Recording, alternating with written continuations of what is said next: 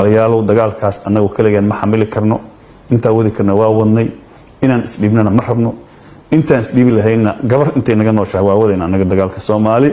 haddii hilib isku kaan yeelana waxaan rabnaa dagaalkaas in gacanna la ku siiyo musiibad aragtaa dhacday gurmadaan u baahanahay gurmadkaan u baahannahayna ma ahan mid biyo iyo baada waxaan u baahanahay cadowgu wuxuu wataa fikir iyo qoray fikir hadda nasiibkiisa waxaan rabnaa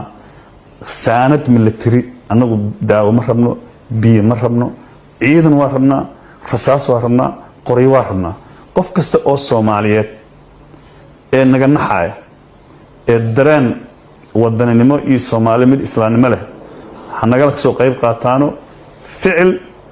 iyo sheegeen maxaan ku dhahaa fikirba anaga aan haddaba bilkaas jeedinaya hadii la yiraahdo waxaan rabnaa walaalaheena Soomaaliland walaalaheena hawiye waxaan rabnaa nimanka la yiraahdo mudulood dagaalka inay soo qayb galaan habar gidiraan rabnaa murusadaan rabnaa qof kasta oo digil mirflaan rabnaa qof kasta ee Soomaaliyeed wuxuu hadeertaan qolo gooniha culays ku haystaa ma sii wadi karno mana ka bixi karno dagaalka dabcan dawladda Soomaaliyeed qaybteeda waa qaadatay mana hakran laakiin waxaan rabnaa bacdama hadda dagaalku oo meel kooban ka socdo Hiiraan ah dalka inuu ku fido waan jeclaan lahayn laakiin waxa jeclaan hadda hadii la karo hadan dalka aan laga wada karin meesha uu ka socdo shabaab